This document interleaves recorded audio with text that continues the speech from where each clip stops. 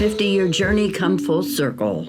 Written by Matthew A. Johnson, I'm Willie Rose, and this is Chapter 10, called Persistence. It was now the summer of 2006, and I found myself to be totally rejuvenated, excited, and motivated to jump back into the Bigfoot research field. Although I truly missed my mentor and good friend and father figure, Dr. Bill York, I knew that he would want me to continue with our work. Matter of fact, I felt a nudge coming from him every now and then.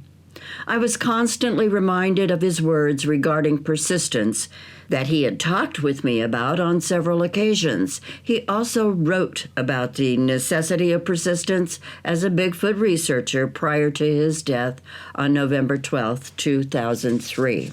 And here it is. Persistence is the most important attribute to a Bigfoot researcher, by William York, Doctor of Science in Wildlife Biology.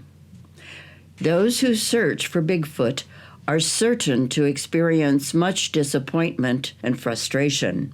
Starting with high excitement and enthusiasm, most casual searchers soon become frustrated by the lack of actual sight or sound of the creatures.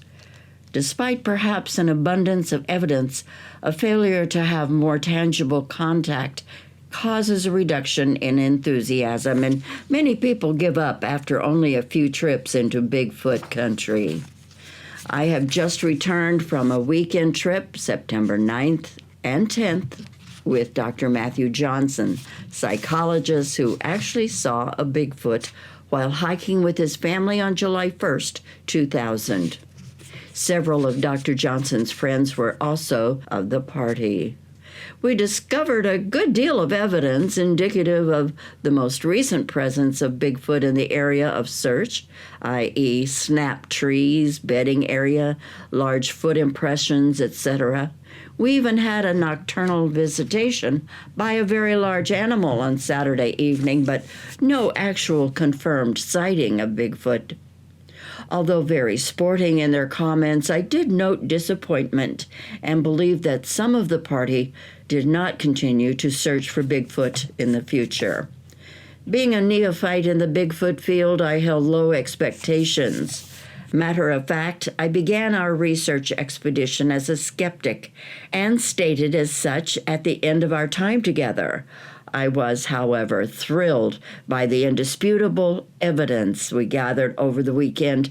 The lack of tangible evidence, i.e. not being able to see Bigfoot, reminded me of my early years as a professional hunter in Africa.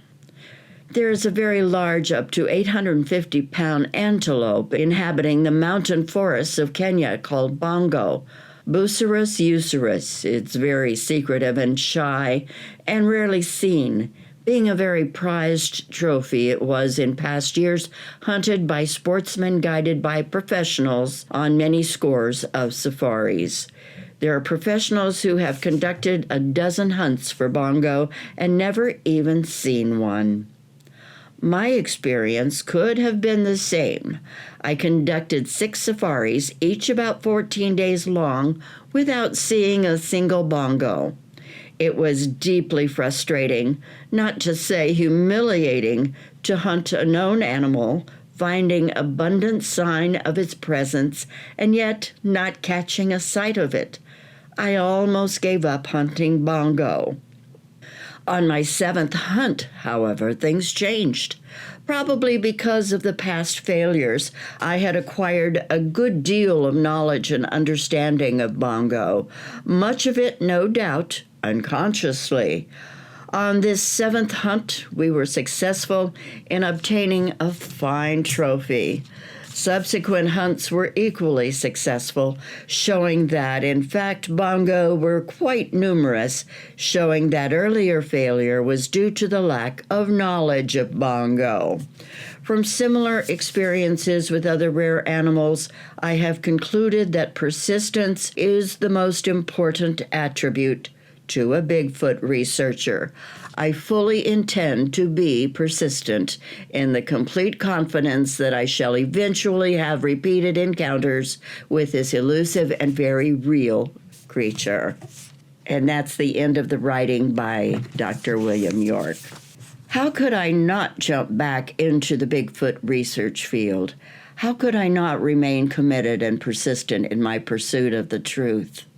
My friend Jason had just handed me a major gift on a silver platter. The two 22-inch tracks along the side of the pond halfway up the mountainside from his home.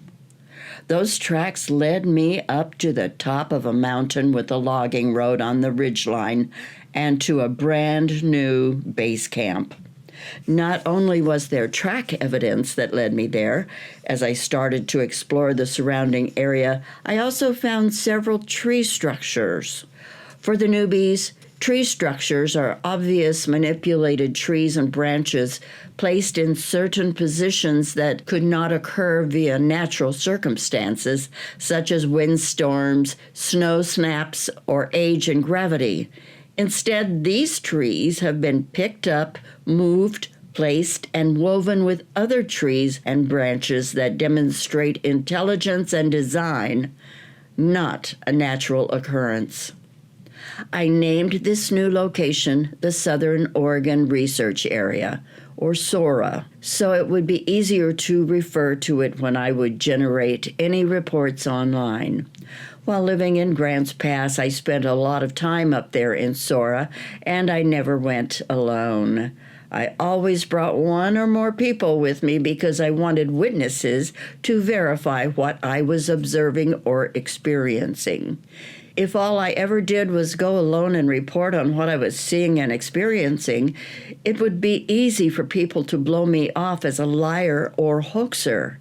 However, if I brought along other people who were also seeing, hearing, and experiencing what I was, then it would be a lot harder for the skeptics to dismiss what I was reporting. I now preferred to have these people come from long distances because I had learned that most local guests from Southern Oregon couldn't be trusted. In the past, my come one, come all policy turned out to be altruistic and naive. I believed that my intentions were good and that I meant well. I truly wanted people to come along, experience, and learn more about the Bigfoot phenomena. I've always been passionate about education, and I wanted people to have the opportunity to get out and experience something that they would never do on their own. Previously, everyone who came along with Dr. York and me were grateful and expressed their gratitude. Everyone promised that they would never come back to the research area without us. They also agreed to never tell anyone else about the location of our research area. However, I was obviously naive because on a couple of occasions we caught people on videotape bringing up carloads of their friends to our research area. On another occasion, we caught one of our members bringing his friends up to the area for some target shooting. They didn't even realize that they were setting up targets all around our hidden video camera and came close to hitting it on a few occasions. By the way, the fact that they almost hit the video camera was the least of my worries. What astonished me was the ignorance of the shooters and the total lack of respect for the Bigfoot in the area. How in the world were we ever going to gain their trust and get them to come closer to us if we're going to turn their home into a target shooting location? It made no sense to me at all. When Dr. York and I confronted the gentlemen involved, they became defensive and offended. They thought that we were making a big deal out of nothing. They dropped out of the group, which was fine with me. The experience also taught me to be more selective about who I invited to come along with me on my Bigfoot research expeditions. With the new research area, I had the opportunity to start all over again with a new approach to screening and selecting guests. Truth be told, I also had people tag along with me because I was still scared to death to ever go alone. I had yet to achieve the courage and confidence that Dr. York displayed during our past expedition trips. When the campfire was dying at night and people were starting to climb into their tents, Dr. York would walk away from the base camp in the dark to his tent several hundred yards away from everyone else. He wanted to be alone and sleep alone at night. On one occasion, I tried to convince him to take my .44 Magnum handgun with him, but he adamantly refused to do so. I asked why, and he responded, "Matt, earlier in my life, I shot and killed way too many animals. I've carried a lot of guilt with me throughout my life as a result. I put my guns up for a reason. I have no intention of borrowing yours." I asked, "But Bill, what if you're walking to your tent tonight and a cougar or black bear decides to make you a meal?" He retorted, "How many people do you know or have you heard about in southern Oregon being killed and eaten by a cougar or black bear?" I responded, "None." He quickly stated, "Precisely. I'm perfectly safe walking the logging road at night, as well as sleeping alone at night. Besides, Bigfoot isn't going to visit anyone in this base camp full of so many people in tents. If he comes to say hello to anyone, it will be me, who's sleeping all by myself, far away from everyone." Well, Bill had a point. I wasn't going to argue with his logic. I just never had the courage to follow suit, at least not yet. In Sora, our experiences were equivalent to my two previous research areas. We experienced occasional heavy-footed bipedal steps around the perimeter of the base camp. They were very stealthy and would walk very quietly for such a large animal. Occasionally, we would hear the large snap of a stick or branch that they would step on. Oops! We would also see some occasional silhouettes, eye glow, and hear a growl or two. On one occasion, I had a couple from England contact me via the internet, and they informed me that they would be traveling through the Pacific Northwest while on a summer vacation. They asked if they could join me in Sora for 2 nights. Well, they most certainly met my screening criteria for living far away from southern Oregon. I didn't have to worry about them coming back to Sora without me. I also trusted that they wouldn't give up the location of Sora to anyone else, so I brought them with me. Not much activity happened on the first night. We heard what we thought were some heavy-footed bipedal steps at a distance, accompanied by one wood knock. However, on this second night, we hiked up the trail to the other logging road and conducted a night sit up there. About an hour into it, we had movement around the perimeter. Then, about 100 feet down the logging road, we all heard a very deep, bass, mammal-like guttural growl that lasted for about 30 seconds. Then there was a 30-second pause. Then the growl happened a second time, another pause. Finally, the growl occurred the third time. The British couple was sitting in their chairs with their eyes wide open as saucers. They were obviously terrified. The gentleman said in a panicked voice, "That's a Bigfoot, isn't it? That's a Bigfoot. What are we going to do?" I responded, "Relax. We're going to be just fine."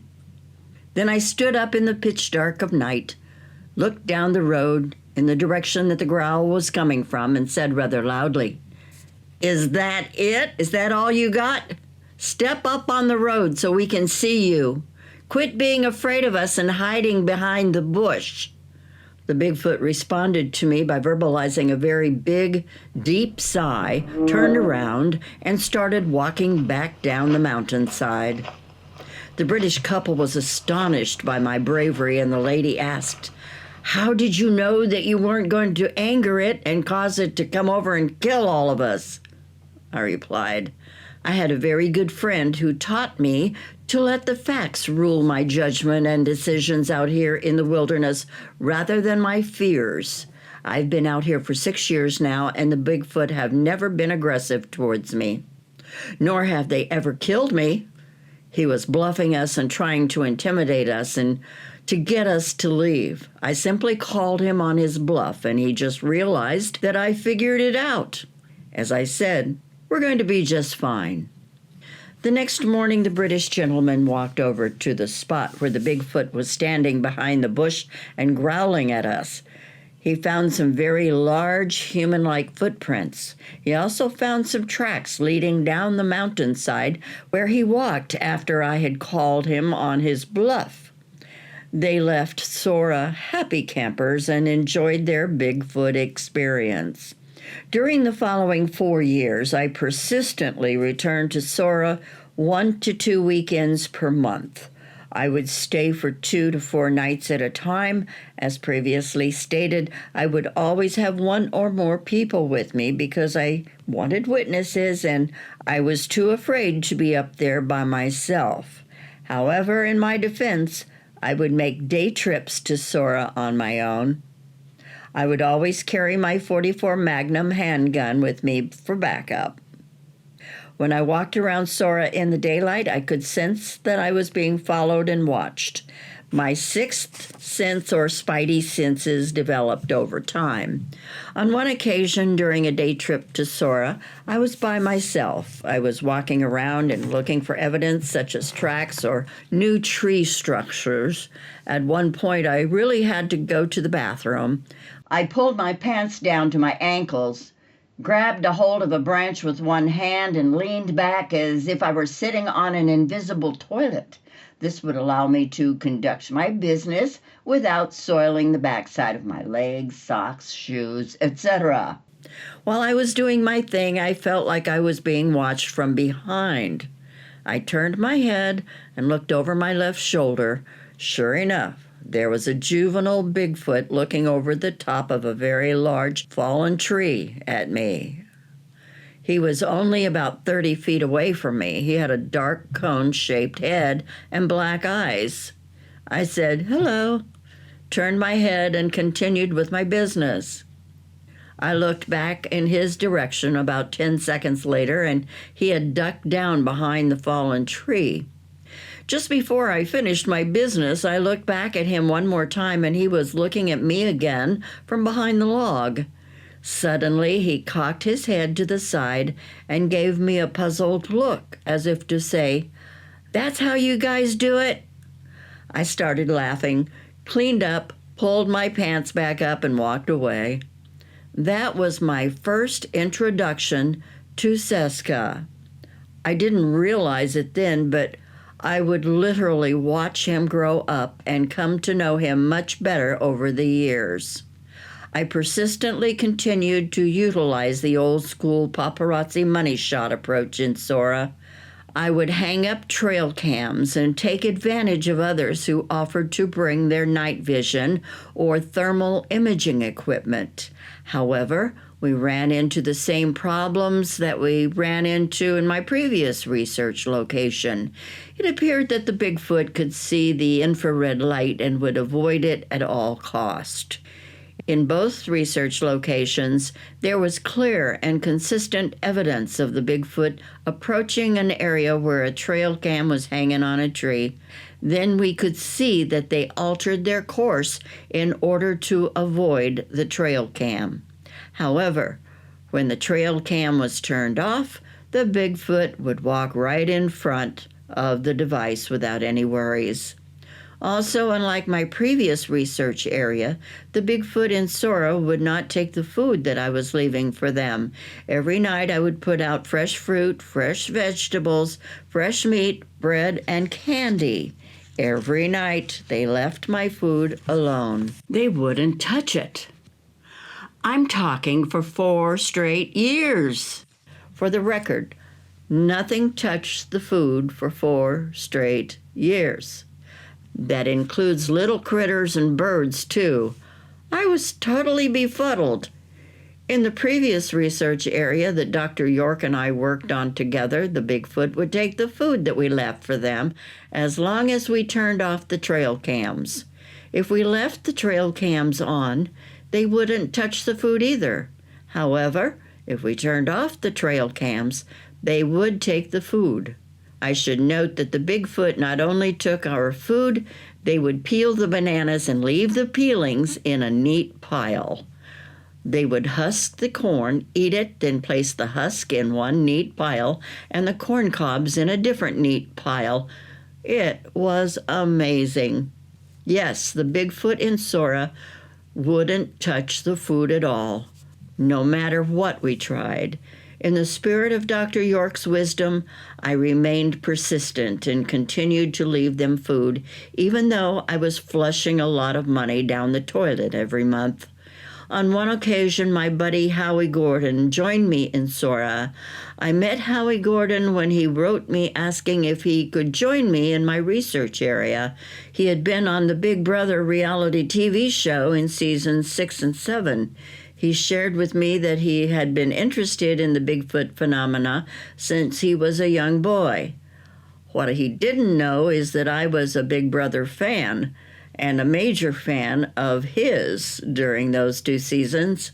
When Howie and I first met, we were both members of the Mutual Admiration Society, MAS, for about 24 hours. Then we calmed down and started to get to know one another better while we were up in the mountainside, engaged in Bigfoot research. As usual, Howie and I placed the food in a bait pile outside of the base camp. The next morning, as usual, all of the food was right where we left it. They didn't take any of the food at all. However, something new and different did happen. For the first time in 4 years, they finally responded to my leaving them food. Although they didn't take any food, they acknowledged my gift and left a very large branch on the ground right by the pile of food, kind of like a calling card or a thank you. Howie Gordon and I thoroughly examined the trees in the surrounding area and determined that the large branch absolutely did not fall from above. Matter of fact, the large branch that was placed by the pile of food was aged, gray, and did not come from any tree in the local area.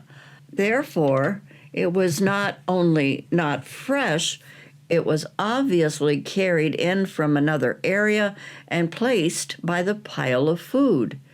We were both excited that they finally did something to respond back to my leaving them food after 4 years of persistence. Progress was slowly but surely being made. Emphasis on slowly. Matter of fact, to be honest, after spending 4 enthusiastic, persistent years in Sora, I was starting to hit the proverbial brick wall again. However, this time, it wasn't because I was grieving the loss of my friend, Dr. Bill York. I had worked through my grief and loss issues, and that was no longer affecting me like it once did. Rather, I was hitting a 10-year proverbial brick wall regarding the fact that no matter what I did or tried to do, the Bigfoot simply weren't coming in any closer. They always kept their distance from me. My sense was that they were merely tolerating my presence in their home, but they certainly weren't interested in interacting with me. I started thinking about some of the leaders in the field that most Bigfoot researchers and armchair enthusiasts looked up to, and I began to recognize a pattern that I actually found to be very discouraging. For example, the 4 horsemen of Bigfootdom, although respected by all researchers and armchair enthusiasts in the field, did not fan the flames of enthusiasm for me because of their own lack of success. What do I mean by making such a blasphemous statement? Well, first things first. I absolutely intend no disrespect at all. Truly. Rather, I'm simply stating the facts and pointing out the truth. Although John Green, a Canadian journalist, did a wonderful job of collecting a plethora of stories over several decades, he never saw or interacted with a Bigfoot. Although Grover Krantz, a professor of anthropology at Washington State University, helped to bring the subject of Bigfoot into academia, he never saw or interacted with a Bigfoot. Peter Byrne, an acclaimed monster hunter, spent almost 50 years of his life looking for Bigfoot but never saw one. Finally, Renee Dahinden, a famous Bigfoot researcher, also never laid eyes on a Bigfoot, let alone interacted with one. Yet these are the four horsemen in Bigfootdom? These are our role models for Bigfoot research? What's my point? Well, my point is a simple one. In 2010, I came to the realization that I had just spent 10 years of my life engaged in Bigfoot research, yet I was not doing much better than the leaders I had just mentioned. What did I have to show for after 10 years of Bigfoot research? Several footcasts, a couple of visuals, some growls, screams, and a few tree knocks. So what? I felt like I was about to spend the next 10, 20, 30, or 40 years of my life doing the same thing and not getting any further than the four horsemen of Bigfootdom. The only thing that was separating me from them was that I actually had some sightings. Was this it? Was this all I could expect from my efforts? Is this all anyone could expect from their efforts? No, I wanted more than this. I wanted to be able to interact with them on a consistent basis. I wanted to experience Dr. York's bongo moment that he wrote about after his 7th hunt. Ultimately, I wanted to be able to show up to my research area, sit down with the Bigfoot, share some food with him, and hold one of the toddlers on my lap. Footcasts, growls, screams, and tree knocks were no longer working for me. I wanted more, much more, but how was I going to get there? Well, first, I had to come to the realization and understanding that replicating the approach of the four horsemen was not the way to do it. I'm a psychologist and a problem solver. I helped other people solve their problems, and I knew if I thought this one through, I could come up with a new and more productive game plan. I thought about it, and my problem-solving skills led me to the doorstep of the fringe Bigfoot researchers, the crazy kooks, the woo-woo gang. However, there was just one tiny itty-bitty problem. These were the people that I had been treating like crap online for the past 10 years. Before the advent of Facebook, I participated in Bigfoot email listservs, like most all other Bigfoot researchers. Whenever the crazy kooks would raise their silly heads, speak up, and talk about interacting with Bigfoot on a regular basis, I would slice them and dice them. Like many other Bigfoot researchers, I would tell them to go crawl back into the hole that they came from and stop discrediting us serious researchers. Now I found myself seriously considering changing things up and trying their approach to Bigfoot research. Well, why not? My persistence in utilizing the old-school paparazzi money shot approach wasn't paying very many dividends. I just gave the approach 10 years of my life. Why not give a different approach a try for the next 10 years? So I threw in the towel and joined the other side. I left my high-tech equipment at home and adopted the Dr. Jane Goodall approach. I adopted and adapted some of her habituation research methods and started implementing them with the Bigfoot in Sora. As a result, Sora ended up being renamed to the Southern Oregon Habituation Area, or SOHA, SOHA. The only problem was that I was completely clueless about the rabbit hole that I was about to fall into. Alice in Wonderland ain't got nothing on me. And that's the end of chapter 10. All right, chapter 11, joining the light side of the forest. This should be fun. Don't forget, this is Bigfoot, a 50-year journey come full circle by Dr. Matthew A. Johnson. By the way, you can find his books on Amazon, but be sure you put the A in before the Johnson. I'm Willie Rose. See you on chapter 11.